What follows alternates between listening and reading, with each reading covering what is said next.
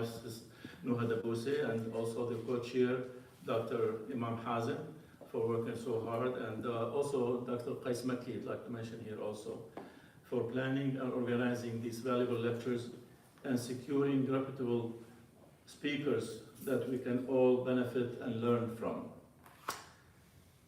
Our speaker for today is Dr. Walid Khayr. He's well known to everybody here and long time associate with the center, and we welcome him here with us. Dr. Walid Khayr is a professor of medicine at Rosalind Franklin University of Medicine, yeah, of course, and Science, University of Medicine and Science, the Chicago Medical School, and infectious disease specialist at the City of Hope Hospital in Chicago, in the Chicago area. Very well-known doctor and very active doctor. So he is an accomplished physician with many publications also in the medical field. In addition to his busy schedule as a physician, Dr. Walid Khayr is also president of Humanity United for Development and Advancement, Aviation Huda, like my daughter's name, HUDA Institute, which promotes the realization of universally shared values for the benefit of humanity. Big name and very successful, very valuable institute. Dr. Walid Khayr is well known as an Islamic scholar, lecturer, and author with numerous medical and Islamic publications, as well as online video presentations related to the Islamic culture and contemporary issues. He just gave me a book actually last week that he has translated and adapted some verses of Holy Quran, etc., and was written by Dr. Haj Naji, and both of them collaborated for producing this book. Very, very nice book. Thank you very much for the book, Doctor. The title of this lecture of today is a visionary educational model. I think it's mentioned here. Yeah, the one before. Go back. We can go back. I'll let the expert to do it here. So that is the title of the lecture. So with that, please welcome Dr. Walid Khayr.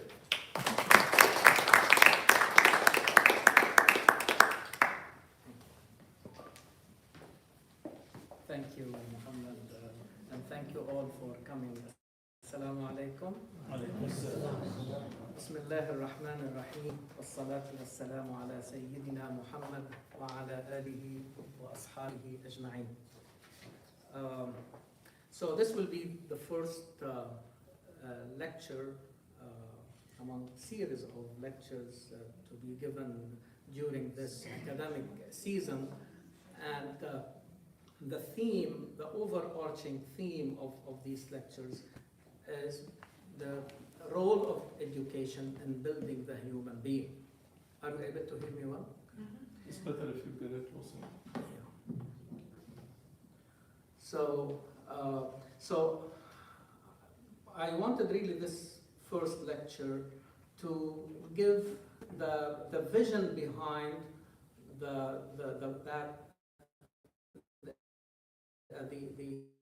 these different really lectures, where the audience will listen to the experiences of different people involved in teaching and education, and hopefully towards the end of this series we'll be able to encourage many among you to bring their own really experience and background, because eventually this is not going to be one-man show or a few people show. It is really the community have to come in order really to find solutions for this very important dimension of their life.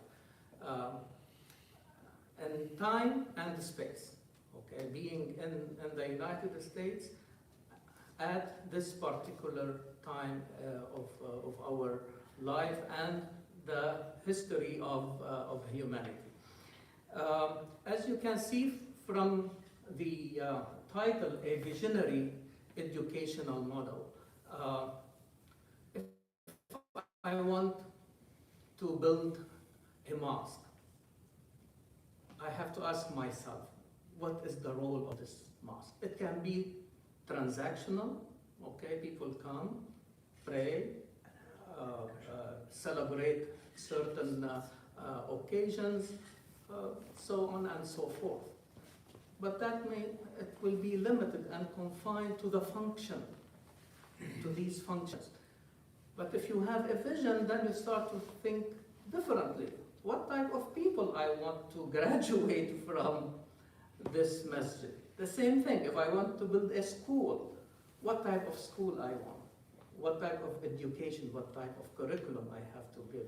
Or a university, so on and so forth. So last year, if many of you remember, I talked about how the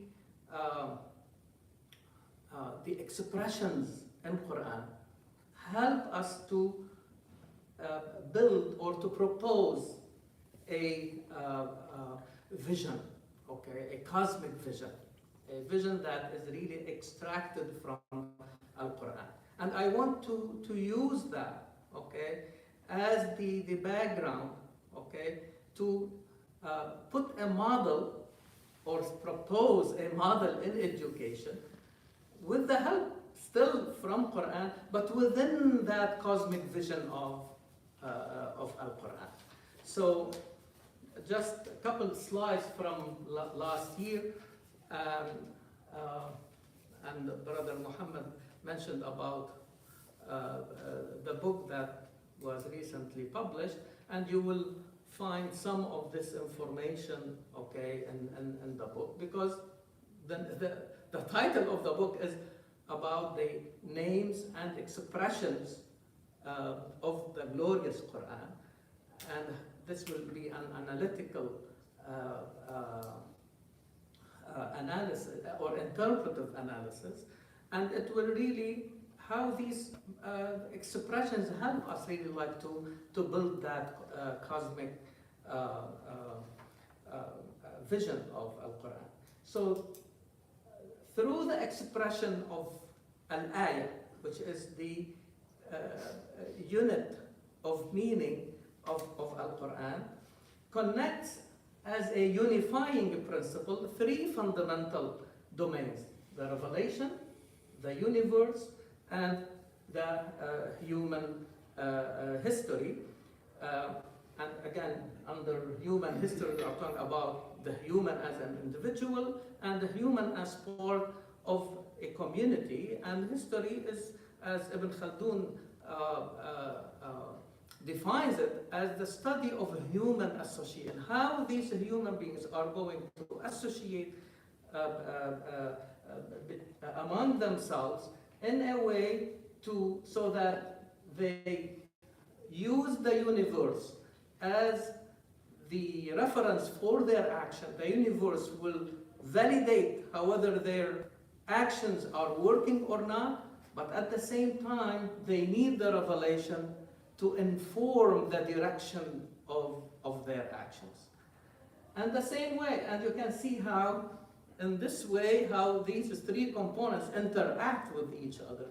The same thing, the revelation, okay, encourage us, okay, to look in the different components of the universe, and Quran refers to them as ayat, okay, and also to look in the human history and all these historical accounts, and Quran refer to them as ayat. سنريهم آياتنا في الآفاق وفي أنفسهم.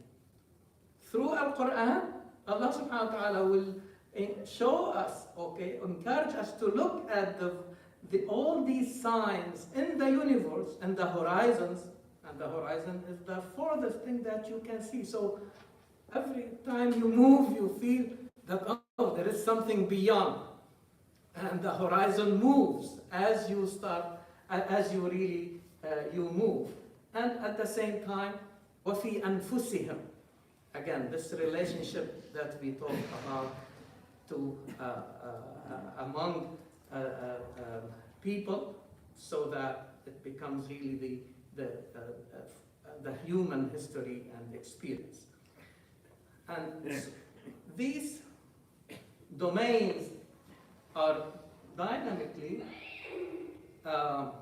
linked, as I showed you, and they are all operating within the divine system of a creation. So for this vision, I need also a framework. And the framework is really the divine system of creation and command, and reflecting the beautiful names of Allah, as we always say, all the high values, okay, that govern our life emanate from the beautiful names of Allah, Asma'ullahi al-Husna. If I look at the current educational model that is basically followed everywhere, at least in this country, and probably in other places, we see three important components: information, knowledge, and wisdom. Information, knowledge, and wisdom. So the current educational model starts with gathering of information as the first step. In the second step, the different pieces of information are contextualized, analyzed, and integrated to form knowledge. Now, knowledge can be used for future decision making and action in real life. It's amazing that in this particular model, they call or they refer to that third step as wisdom. They don't call it application. In fact, it is about application, but they call it wisdom. And you will see why I am emphasizing this. In more than one location, Quran delineates the mission of the Prophet, peace be upon him, as the teacher of all teachers, who also follows the same educational model. Recite the verses of Quran as units of meaning and pieces of information, but the verses are part of a construct, so that when they are put together, they form the knowledge about a certain issue or constitute a response to a question or a challenge. Then the Prophet would teach his disciples how to translate the knowledge into application. Quran also calls this step hikmah or wisdom. Wisdom is defined generally as putting everything in its right place. The application of the Prophet, peace be upon him, is the result of the interplay between the revelation as the reference of guidance and direction and the understanding of the society in time, space, and circumstances. And this is why we said when you go through the first step of collecting the information, you need to contextualize that. This is what you do when you read certain passage in Quran. The first question, you want to locate the time, to locate these verses in time and the space and circumstance, so that you know about what these verses are talking about, to the best of your knowledge, okay? And with going back to textbooks and references in order really to have this information now gathered in order to form the knowledge, and based on that knowledge you start to make the decisions and take the actions according to that. So when Quran said, رَبَّنَا وَابْعَثْ فِيهِمْ رَسُولًا مِّنْهُمْ يَتْلُو عَلَيْهِمْ آيَاتِكَ وَيُعَلِّمُهُمُ الْكِتَابَ وَالْحِكْمَةَ. We'll come to that. So, oh, our Lord, send among them a messenger of their own who shall rehearse your signs to them and teach them the book and wisdom. So here where we see the interaction, okay, where the prophetic model and the current model that we talked about, basically they intersect. Both of them talking about pieces, gathering the information, transforming the information into knowledge, and then translate that into action. And both of them called it wisdom or hikmah. However, Quran expands the model and elevates it to a higher overarching horizon by adding to it two major components that provide the right condition for success. The first one is tazkiyah, وَيُزَكِّيهِمْ. The verse that I recited earlier does not stop at يُعَلِّمُهُمُ الْكِتَابَ وَيُزَكِّيهِمْ. And by the way, sometimes you see the verse, because there are several verses talking about the same issue, sometimes يُزَكِّيهِمْ comes first, وَيُزَكِّيهِمْ وَيُعَلِّمُهُمُ الْكِتَابَ وَالْحِكْمَةِ. And in that verse that you saw earlier, يُعَلِّمُهُمُ الْكِتَابَ وَالْحِكْمَةَ وَيُزَكِّيهِمْ. I infer from this, humbly, that it means that these two have to go hand in hand. It's not one before the other or one after the other, but they have to go hand in hand. So you can see information, knowledge, tazkiyah or transformation. The original meaning of tazkiyah is az-ziyadatu fil khayr, how to increase the goodness of the human being. So the first component of success is tazkiyah, or increase in the goodness of the students who are the main target of the educational system. The basic components, information, knowledge, and wisdom, provide the students with the tools and the skills to acquire the habits of different arts to be productive, effective, and innovative in their communities. Tazkiyah provides them with the habits of character, or khuluq, if you like, that characterize the students as doers and who they are. I like this reference to transformation, or in order to be, education must become. In other words, the education is the process to move the student from the state of being to a state of becoming. And this is how they are really transformed. And we need both.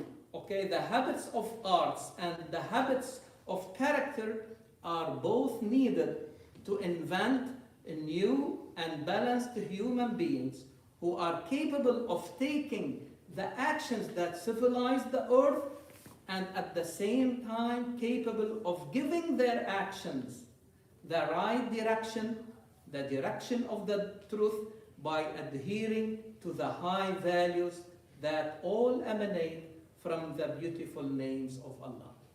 Now, I mentioned about the habit of doing and the habits of making.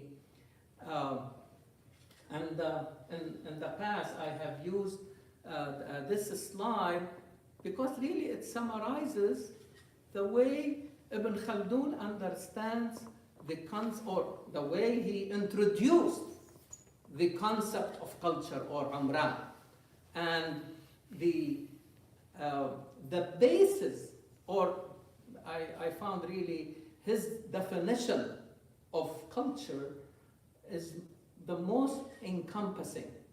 He said, or you can deduce from Al-Muqaddimah, that Culture is the totality of habits, arts, and institutions. These three components, because if you think about them, culture becomes really everything we do in our life. If you take any community, everything they do, but these are the three major, you can divide their actions: behavior, which is really based on habits, and the arts, the different arts. Arts here meaning all the types of industry, all trades, okay, in life, and the institutions. And so everything starts with these recurrent actions that eventually, if you want to acquire a habit, you have to repeat that action over and over until it becomes an ingrained habit, meaning it becomes part of you. We say second nature. And then Ibn Khaldun then shows how genius he is. He is the only one who talks about two types of habits.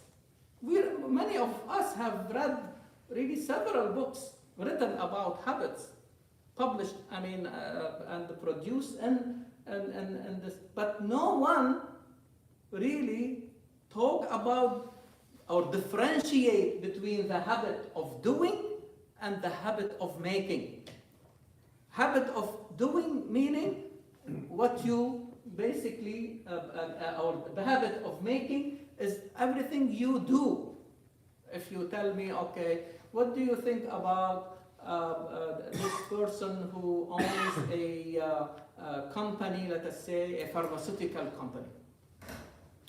If I'm talking about the product they produce, in their company, I tell you, this is their habit of making. They make this drug, and this is very good, and it cures patients with this particular disease to that extent, and so on and so forth.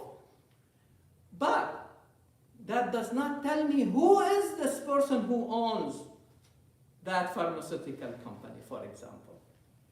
Then I want to know who is this. Then you talk about the habit of doing. And this is where the habit of making is reflected in the arts and institutions, what we make, but character of that individual or that community reflect their habit of doing. And again, back to the model that I started with. Okay, the same thing. Like my interrogating the universe, I generate my actions, innovations, okay, in arts and institutions. But I need the direction, and here the revelation informs the direction of my actions, and then I start to acquire character and the habits of doing. So according to Quran, both types of habits are required for success. I will take a few examples. The first one is from the daughters of Prophet Shu'aib, peace be upon him. Musa alayhi salam was received by them, and he stayed with Prophet Shu'aib for 8 to 10 years. But from the first thing that his daughters saw when he helped them, they saw his strength, but at the same time they saw his honesty. And so the daughters of Prophet Shu'aib described Prophet Musa alayhi salam as strong to work for them, but also honest. قالت يا أبت استأجره إن خير من استأجرت القوي الأمين. One reflecting the the habit of making, and the other reflects the habit of doing. He is honest, not only strong. O my father, hire him. Truly the best of men to employ is the man who is strong and honest. Another example, Prophet Yusuf alayhi salam, and you are all familiar with his story, recommended himself to the king of Egypt to oversee the storehouses or the coffers of the kingdom. He described him as one who has the knowledge and expertise, but also one who guards the storehouses with honesty and integrity. اجعلني على خزائن الأرض إني حفيظ عليم.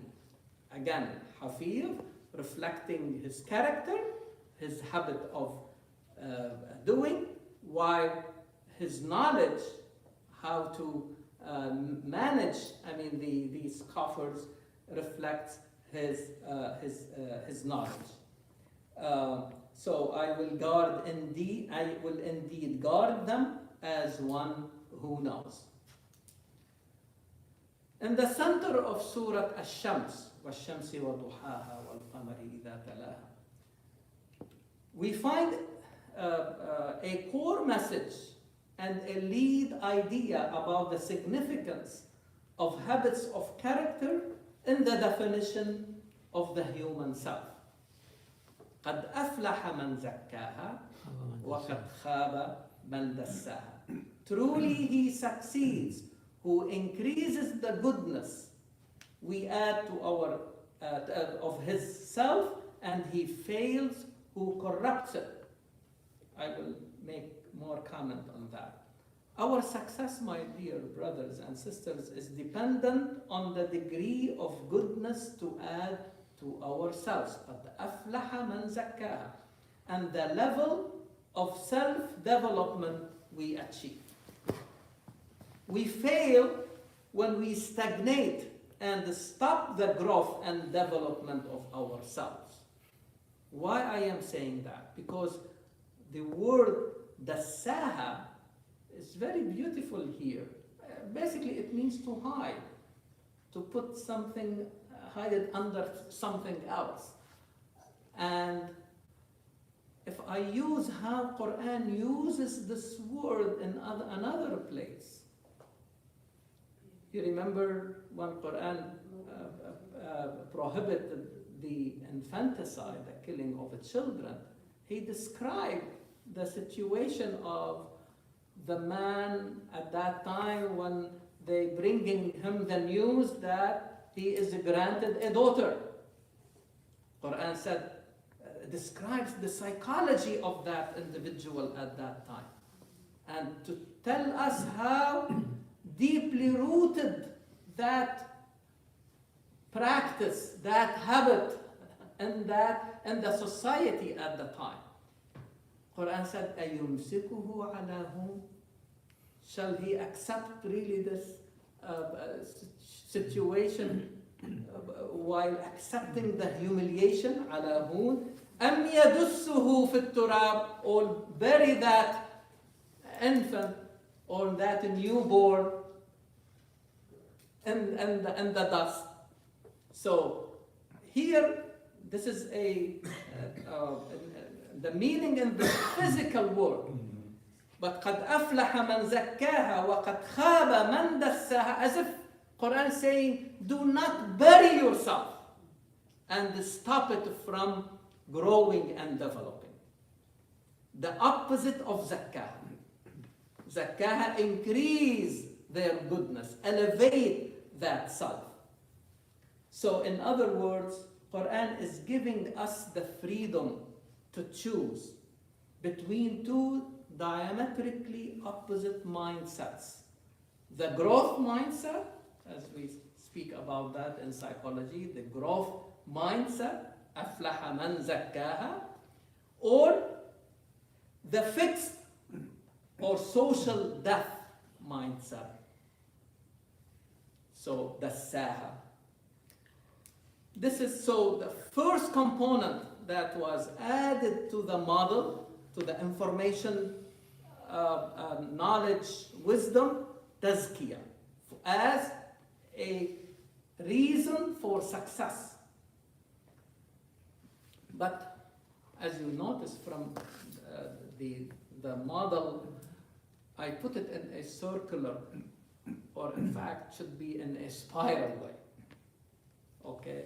Meaning that we should not stop going through that process, but going upward while elevating ourselves as we are looking for a new truth. And do not stop at one point and say, okay, this is the end of history. Brother Muhammad, Dr. Muhammad, he has PhD in physics. He teaches his students, this is what he basically communicated with me, that when you are trying to understand the physical laws that govern this universe, okay, all of these are approximations. I mean, it's not absolute. In other words, there is still room to invent and come up with a new interpretation of the universe. Make sense? So even in dealing with this universe, we should not really stop. And the universe is capable of accepting new interpretations. Think about our own life. I'm not talking hundreds or thousands of years back. Just probably 100 years back, we did not have computers. And if somebody talked to us, or the phone, I'm sure like there were times when people said, do you know that one day we will be able like to talk like without using the ground, phone, and that was really for us fiction, but it became a reality. And now we went beyond that now with AI, and I don't think there is a stop for this if we understand really where we are. So the second component that you don't see it, but the way I am putting it is the belief in the unknown. يؤمنون بالغيب. Where do you see that? At the beginning of Quran, after Al-Fatiha, ألف لام ميم ذلك الكتاب لا ريب فيه هدى للمتقين. The first يؤمنون بالغيب, and at the end of the passage it says, so I will show it to you. So أولئك على هدى من ربهم وأولئك هم المفلحون. As if Quran is saying, this is the first criterion for success is to believe in the unknown. Those who believe in the unknown, at the end it says أولئك على هدى من ربهم وأولئك هم المفلحون, are among those who prosper.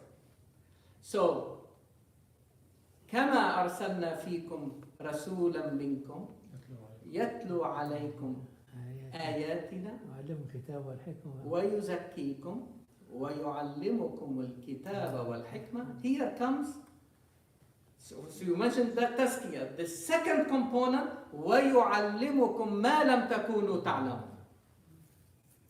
In the same way we have sent among you a messenger of your own, rehearsing to you our signs, purifying you, يزكيكم, and instructing you in the book and wisdom, علمكم الكتاب والحكمة, and in new knowledge. This requires a deep belief in the possibilities that are still in the unknown. The first thing you need to believe that there is something coming or possible, okay, to have a better interpretation of our own existence, our own universe. Quran considers the belief in the unknown, as we said, as the first condition for the success of the high quality class in society, al-muttaqin. So any educational system will give the best results if it provides the environment for the students to always push the envelope and encourage them to extend their hands into the unknown, to bring new possibilities into this world through the process of creation or innovation. Tabarakallahu ahsanul khaliqeen. So you can be an inventor. You can be a creator. So blessed be Allah, the best among the creators. No creation will occur except in an environment of freedom. And here I want really like to introduce another expression in Quran, another high quality group in the society that we need to establish.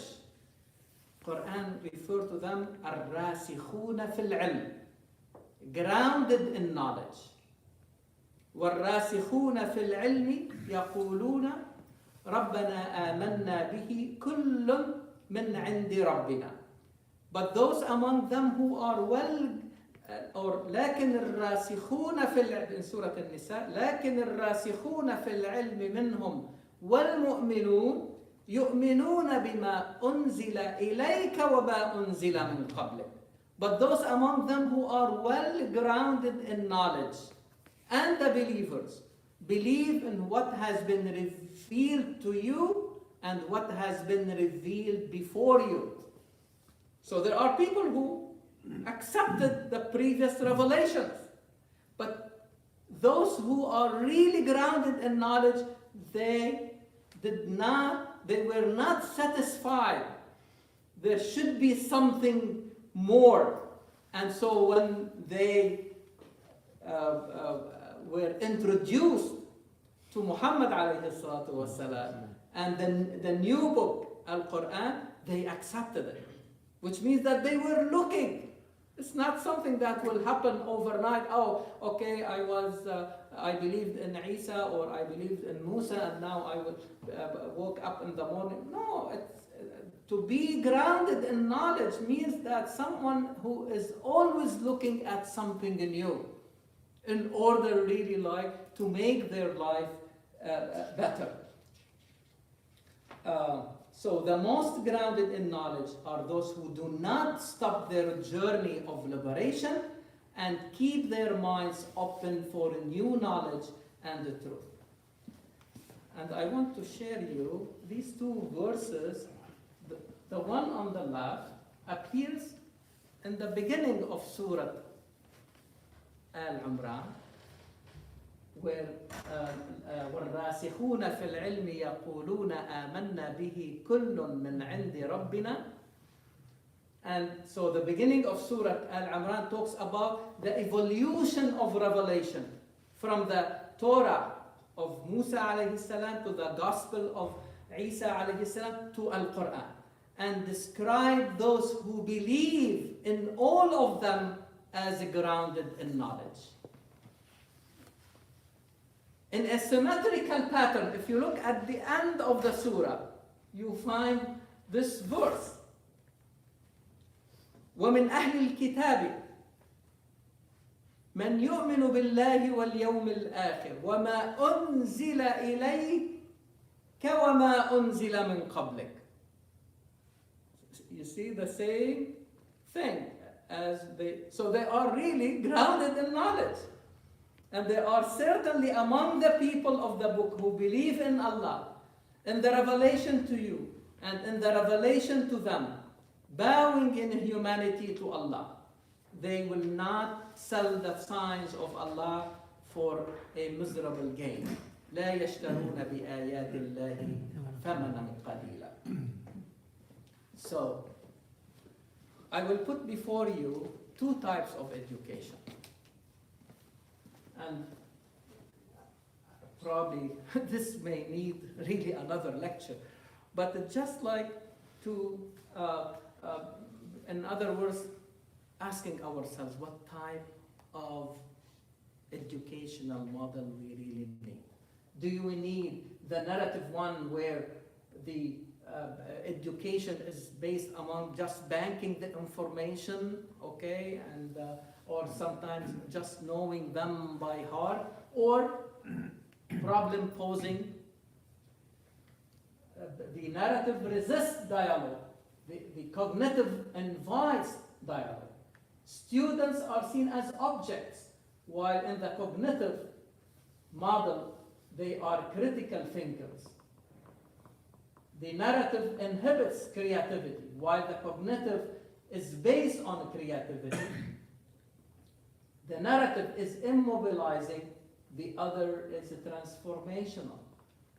The narrative is dominating, and the cognitive is liberating.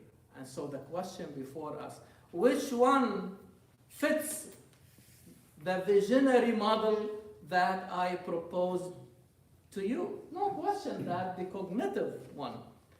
And I will leave you also with this. This is from Al-Muqaddimah, where Ibn Khaldun describes the pernicious effect of domination. And again, it reflects a deep understanding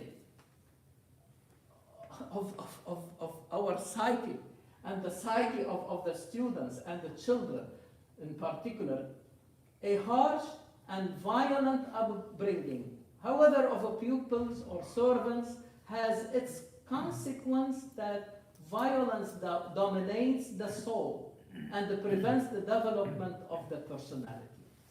Energy gives way to indolence, and wickedness, deceit, cunning, and trickery are developed by fear of physical violence.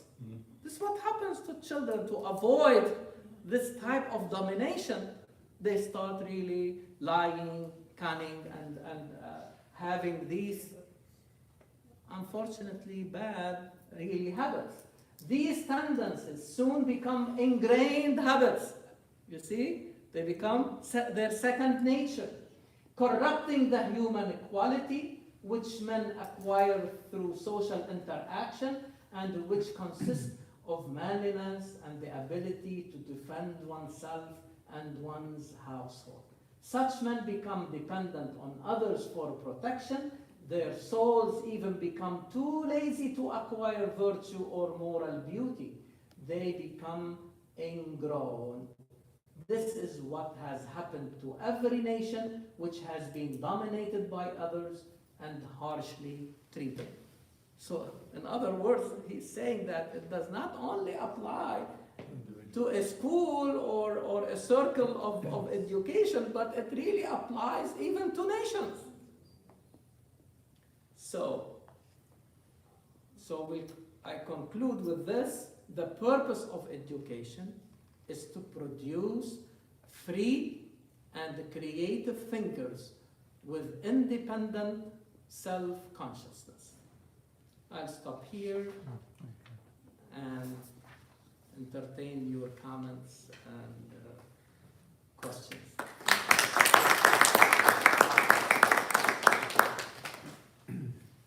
Thank you so much. Really incredible. There's a lot to learn, huh? Question? Okay, you mentioned about Surah Yusuf. The traditional understanding is Surah Yusuf is the only time in the Quran where a complete narrative from beginning to end of a story is told. And it presents the story of Yusuf in a way that we can understand from his example. We can understand the trials, tribulations he went through, because part of learning is we learn from the example of the previous prophets, the previous people, what they went through. Also, you mentioned hikmah, wisdom. Hokam, judgment, comes from wisdom. You can't make judgment unless you have knowledge and understanding behind it. And one of the sages, some people call him prophet. Luqman was called Luqman the Wise. Mhm. Some of the commentators say his wisdom was a book called Kitab al-Hikmah, but others just say he was a wise person who said wise words. So how does wisdom that's gained from studying books differ from wisdom that's transmitted heart to heart and over time through looking at examples of previous people? The Prophet ﷺ said, "Al-hikmatu dalatul mu'min, anna wajadaha fahuwa awla an-nasi biha." So wisdom should remain our quest in life. Okay. Now, what I was trying to put before you is how the revelation helps us to make sure that our actions are given the right direction. Okay? And so, whatever comes to me, I have to weigh it. Okay? And I would say, I mean, in that way, whoever says something good, okay, and it really reflects a meaning of one of the or more of the beautiful names of Allah subhanahu wa ta'ala, will be accepted. And I should really be very open to that, because the vision is clear. You see, on how I judge these things really coming to me. Wonderful, but a very good question. Yeah. Very good question. Thank you, Dr. Walid Khayr, for this wonderful presentation. And some of these things, obviously, I've read and knew, but some of those, insights are really eye-opening. This age is known as the age of information, but was never known, or has never been known as the age of knowledge. And we are bombarded by information and with information every day, so much so that we are trying to make shortcuts. And we are choosing and selecting quite often wrong routes.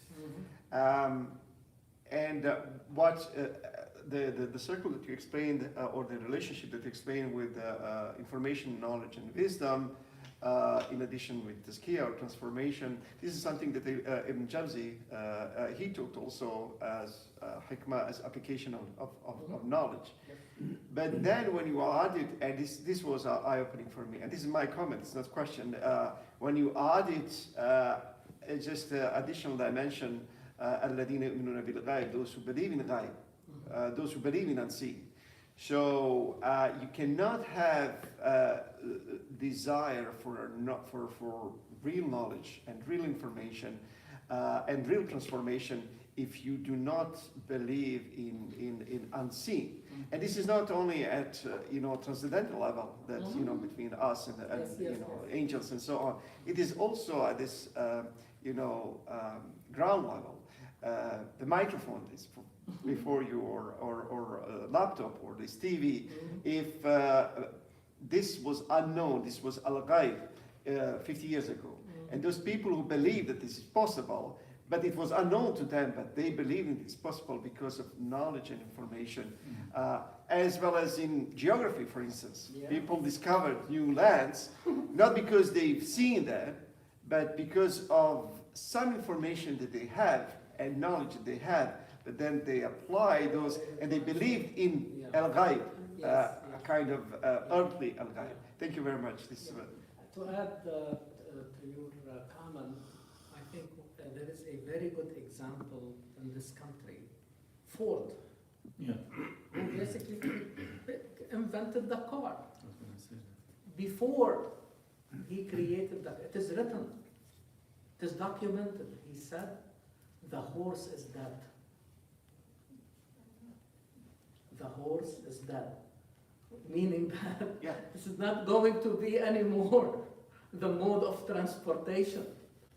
Before he created that, which means that he believed in something Visionary, we would say visionary. Exactly.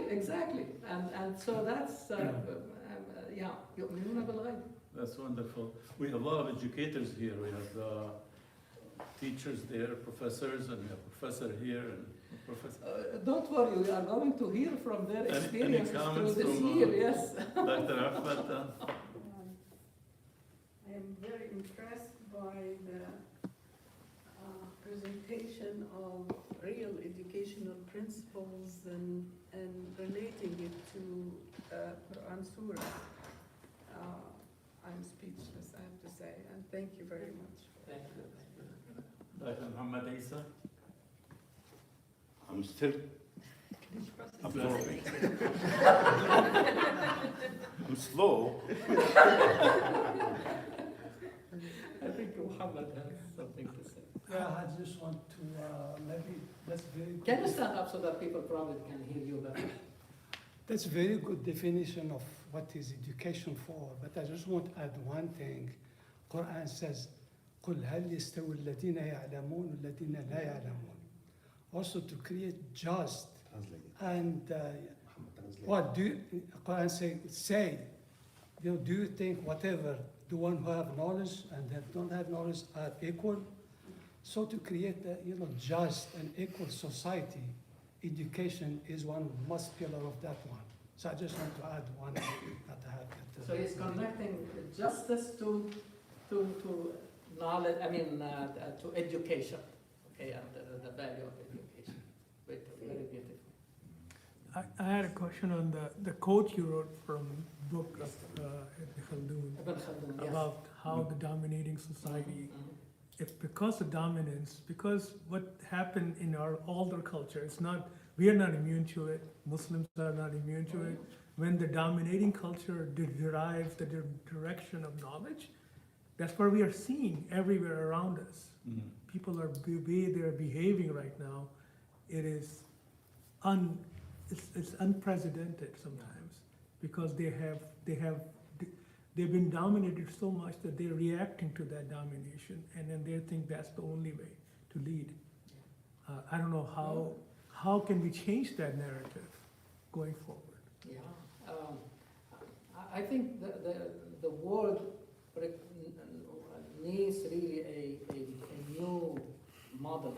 I mean, people expressing a new model in their interaction and their teaching and performing even something as simple as an interview.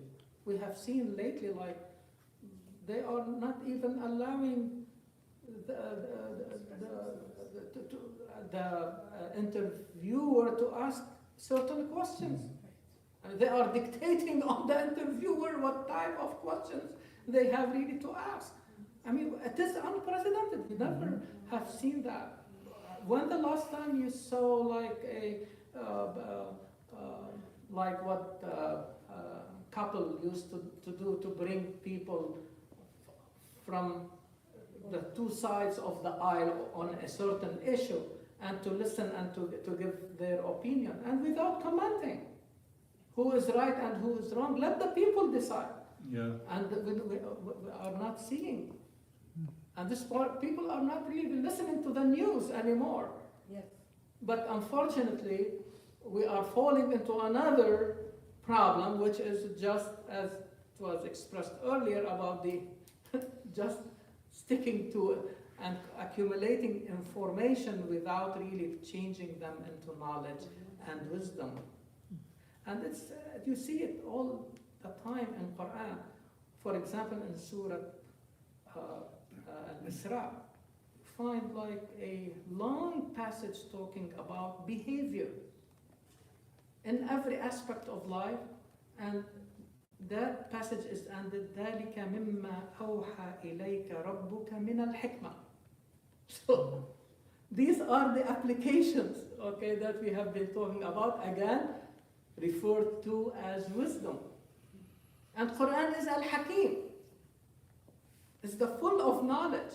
It's not like Al-Hikmah something different. No, Quran is in Surah Al-Isra, the word Quran 10 times is mentioned. 10 times the word Quran is mentioned in Surah Al-Isra. And sometimes Quran, present Quran as in a functional way, if you like. Its role is to teach you hikmah. And it is Quran al-Hakim. While the absorbing is still back burner, I just want to move to practicality and what is happening according to you. The dominating culture is dominating. We don't have hand in changing that domination. We are victims. We are succumbed to that domination because it is more powerful than individuals. How can we think practically of addressing our values and our ideals and instill it in the mind of the younger generation through education, recognizing that there is a cultural domination that might be in contradiction to our values and so on, but we live in it. We cannot escape it. I'm in that domain now. I'm in that thinking of what I can do. Actually, what I can do. This is what you said, what you talked about really is more philosophical for me. I cannot really absorb it easily. I'm serious about that. The I cannot intellectual really basis, I'm talking about, especially it is loaded with Quranic verses and limited to the Islamic understanding of the Quran. But I'm dealing with a generation that's growing in multicultural, multi-faith communities, and I need to address them practically for daily life, not creating a schizophrenic character, a dual personality person. A Muslim living in America, in an apartment above the bar or nightclub. How could I teach that student in my class to be proud of being Muslim and being American at the same time, living on top of a nightclub? That's my problem. That's my question. That's my concern. I mean, no question that this lecture is not meant really like to go, because we have a full program for this year. And the role of this is really to have a vision, okay, that will always govern really our journey of education in this particular situation. I totally agree with you that the challenges are many, and sometimes we don't have the capabilities to meet or to respond to these challenges. But I would really focus on one thing that may be a good start. And I probably mentioned it to you in our close conversations. I think we need more of listening sessions. We always come to these students, to these kids, as if it is our show. I prepared something, like a short lecture or talk or whatever, and I bombard them with this, expecting that they will accept it and go next day and start changing there. I don't think this is going really to happen. But believe me, I have tried it. When you tell the students, I am here to listen, I am not going to open my mouth, I want to listen to you. Tell me, what are your concerns? What are the challenges that you are facing? And you will be surprised. And many times, the ones that I expect them to speak or not to speak, they speak more. Why? Because you have given them the opportunity, and they start pouring out all these concerns and the questions and the challenges. And towards the end, they start asking you, please answer to us these questions. Here is my point. Yes. How can what you said in this abstract form Yeah. guide me Mhm. as a monitor, or as a trainer, as a responder to that? How could this, or in particular, I'm looking at myself Yes. now, and how to formulate my conversation Uh-huh. when they come to the situation, to the point of asking me, you speak, you talk, and you do. Yeah. What can I do? How can this be translated into actions? How can this philosophy and ideas and background be instilled in Imam Hazm's mind to guide his behavior and his counseling and his answers to the youth group? Exactly. That's that's why it's in Yes. the back burner. I'm reading, trying to formulate a method. Yeah. While I'm convinced, Yes, yes. it's still difficult Again, for me. this I'm lecture is very not- frank. yeah. It's This difficult yeah. for me to translate that into action. So definitely this lecture is not about the content, it's not about the methodologies. This will come during the year. But let me give you an example with these youngsters. One time they asked me, what do you think about tattoos? But Tattoos. Tattoo. Yeah. I think traditionally, someone may say, haram, don't do it. Okay, I mean, definitely they will not listen to me. But I asked them a question. I said, if I have money, do I own this money? Or am I entrusted with this money? In the background, وَأَنْفِقُوا مِمَّا جَعَلَكُمْ مُسْتَخْلَفِينَ فِيهِ. Not what you own, this is not yours. وَآتُوهُمْ بِالْمَالِ اللَّهِ الَّذِي آتَاكُمْ, it is not yours. You are entrusted with this wealth. So I said, similarly, you are entrusted with your body. Do you want to use your body to draw on it? They said, okay, we understood. Where are you heading? So they got this is probably an example, but the idea is how my vision helped me where I want to reach with them. This is the idea of the vision. Because you have a clear picture where are you heading? Is that right? Like when you the same thing. You have a puzzle, pieces of the puzzle, but you have the picture. You know where you are heading. And then you put these pieces of the puzzle together, and now the vision is clear. You see the whole picture, and this is but eventually you need them to answer the question. It is very challenging. No We question have about one it. question here. So, Dr. Thank you so much. This was really very enlightening and it was really wonderful. And frankly, when I'm reflecting on it, I think of myself as part of my life as a scientist.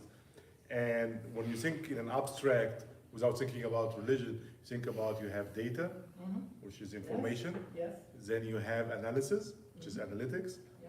Then you have potentially innovation. And then you have enlightening of some sort that, and it's almost the same 4 steps when you think about it in an abstract as a scientist. Yes. I mean, nowadays, with the invention of computers 30 years ago, data became less important because you don't really need to memorize because data is available. And with AI, analytics is not really that important because it will do the analysis for you if you provide it with the right questions. Still innovation, maybe at some point, maybe, who knows, AI, maybe. But the very last one, which is essentially وَيُزَكِّيهِمْ and the hikmah and the rushd. Those are all, as anyone who have been in a technical field and have innovations, realize that this is the kind of knowledge that God ربنا سبحانه وتعالى gave it to سيدنا الخضر, not to سيدنا موسى. This is a kind of, I call it the direct deposit. Not, God gave us two kinds of things. One which is means to reach an end, and sometimes God gives us the end without the means as well.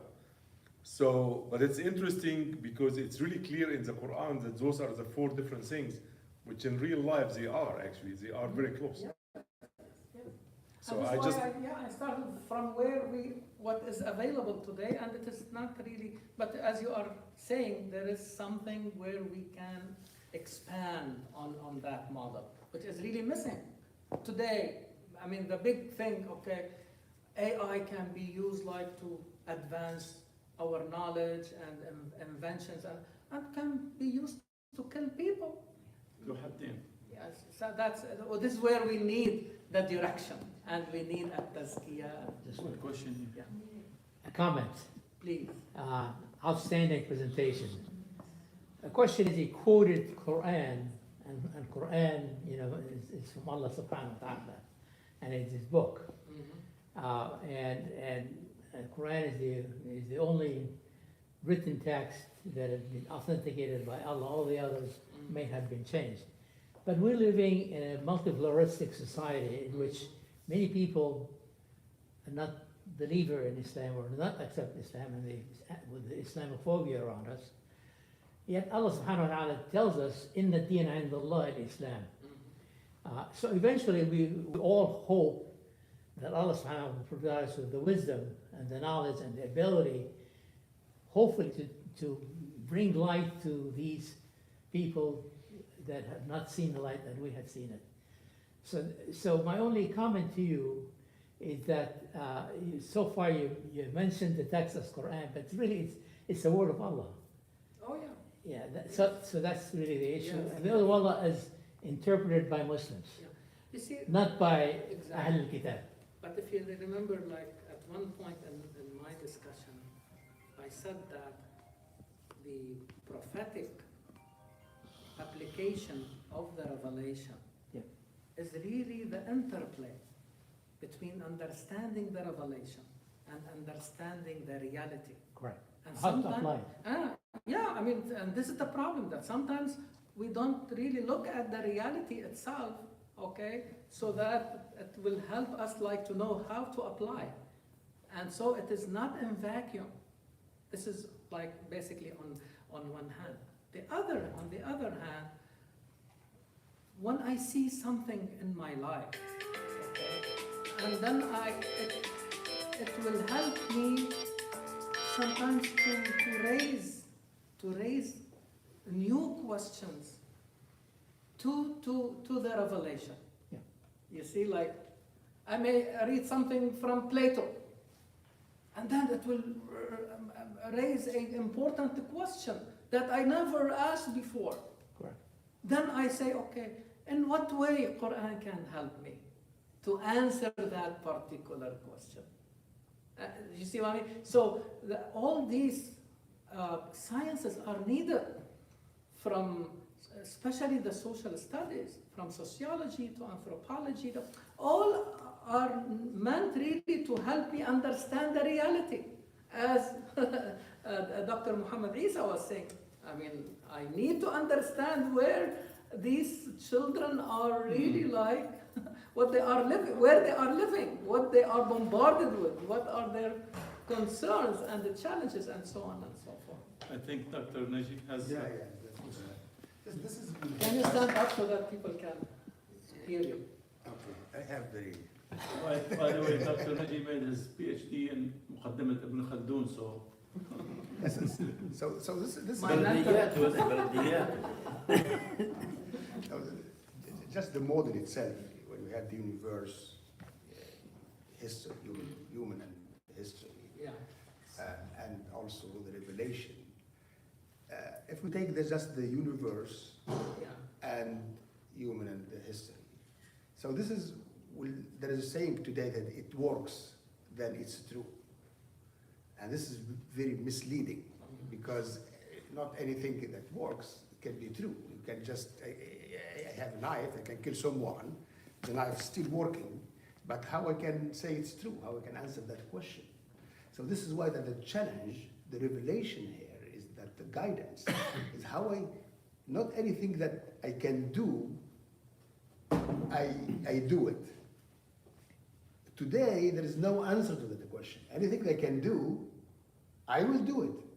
Because nothing can stop me to do that. However, the answer is how to create someone that can, the action itself will be always have that question of its direction. How this action can be always, as Dr. Amr say, related to the purpose of this life. And that purpose of life is connected in the Quran to al-ibadah. وَمَا خَلَقْتُ الْجِنَّ وَالْإِنسَ إِلَّا لِيَعْبُدُونَ. Al-ibadah is connected to all the high values. How to realize the high values that Allah subhanahu wa ta'ala is the source of all of them in our life. And maybe this will answer also Dr. Muhammad Isa, is how to rise a human being that has that awareness continuously, that awareness of these two things. It's not only the action, it will ask the question of its direction. Because if you have this, today, nowadays, because the model is just universe, human being, that ability. It's even ghazw al-fada.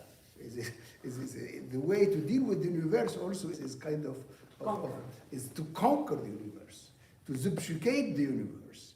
Is not that relationship, you have this dialogue with the universe to help you to make your action possible, but also to increase a tazkiyah, if you like, in yourself, so you can give the right direction to your action, so to add improvement to life. So this is why, and everything is they are all Quran. Brother Muhammad, maybe when he gave the ayah, he explained that to me, but I think he was not fair with with his understanding, because the Quran put a question here: هل يستوي? Yastawi is the reflect, is the remind us to the equality, justice. So the Quran is saying هل يستوي الذين يعلمون والذين لا يعلمون. So if you create a society that يعلمون لا يعلمون, don't seek for justice, don't seek for equality. So the idea is how to elevate the society to be at that level, so you can realize in practice these high values. Thank you very much. We have time for one more question, but I want to mention something, a challenge actually. We mentioned there's a movement right now, and in education, in schools, etc.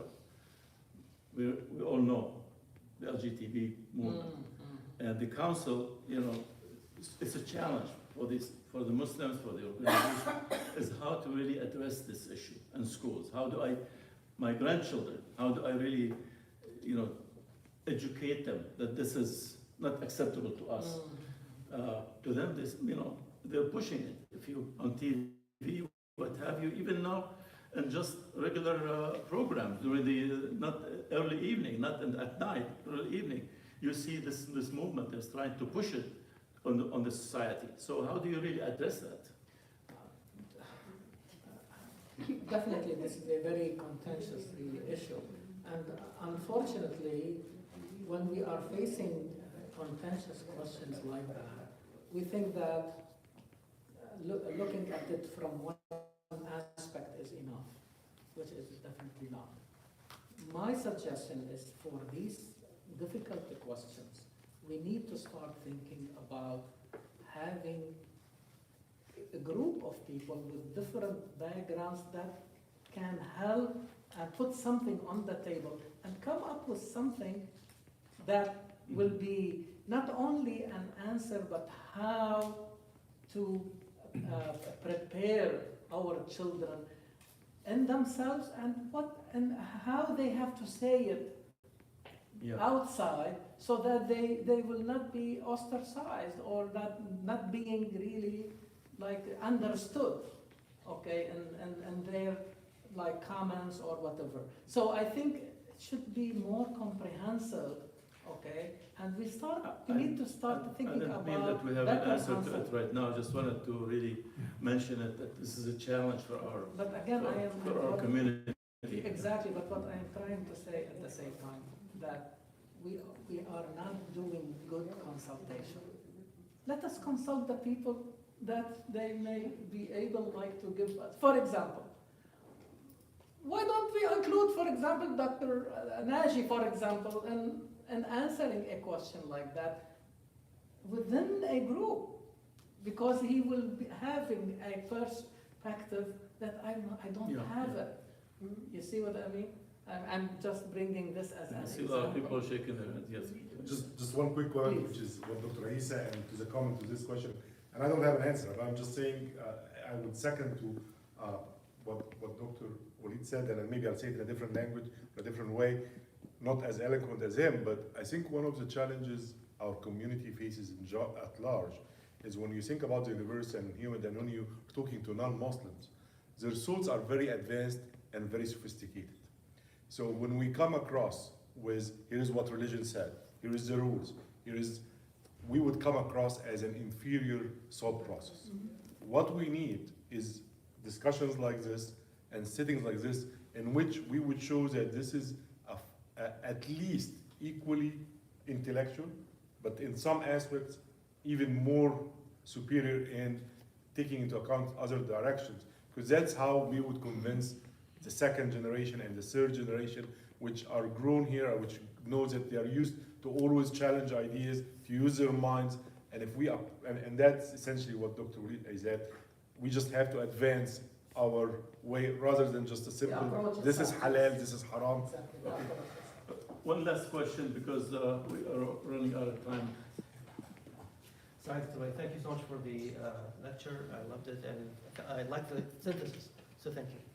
So I'm definitely with the creativity and to teaching the student in creative and like with a vision.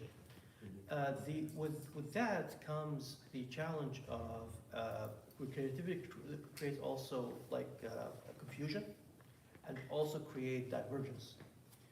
Divergence. So those can take based on incorrect assumption or can take it somewhere else. At the same time, innovation and innovative creative thinking can bring great things. So first of all, I think we need to kind of touch on, and maybe that's for a different lecture, tooling for students and for educators, how to handle these situations, make sure that they're within the spectrum, within the correct spectrum to getting that creativity correctly and getting great ideas. Number two is like how to guide the conversation on this, how to make sure that the noise to signal ratio are always in the correct ratio, and we're actually producing good results, not to create more confusion or divergence. And thank you again for the lecture. Thank you, David. I think the short answer for this is really the lectures that will come during the year, okay, or this academic year. And inshallah, the hope is really like to have really a more comprehensive looking at methodologies, content, and all this. But for today, just if we can think about the model, if it works and it is amenable for expansion, and we need your input, okay? So I thank you very much. I will Thank you. One note, continuation with this lecture series. Next lecture will be on Sunday, November 2nd. Here also. And the speaker is Dr. Rashid Osmani, and the title of his lecture is Rekindling Muslim Education. Still on the same education. Rekindling Muslim Education. Reviving, rekindling Muslim education. So please, you're all welcome to attend, and free of charge. and invite your guests. I'm sorry? They're expected to attend, not only will come. Please invite your friends. We'd like to see more people, more beautiful audience, and really, anything? Can I have the last word over here? Yeah, okay. Of course, of course. First of all, thank you, Dr. Walid. We are very proud of Dr. Walid. We listen to his lecture every Sunday, And it brings us the new vision, you know, the Quranic interpretation, like a hikmah, we'd say. You know, it's so sad that back home in Pakistan or India, the people are still, we're talking about the children education over here. Yes. But over there, they are still stuck on the 1400 years ago, because al-ghab, what we just mentioned over here, that they, whatever their horizon was, they believed at that time. But Quran is for the next, you know, to the end of the world. So they don't look at that, they don't want to even listen to you when you talk about any new Yes. inventions or new interpretations, even the hikmah of the Quran. Yes. They don't want it. Case in point is Afghanistan. They are still sitting over there. They don't want to. Believe me, not in Pakistan. Some people here, they don't want to listen to anything. So thank you very much, Dr. Thank you very much. Amazing. Take the Quranic to Pakistan. Thank you very much. Thank you. Pleasure, really intellectual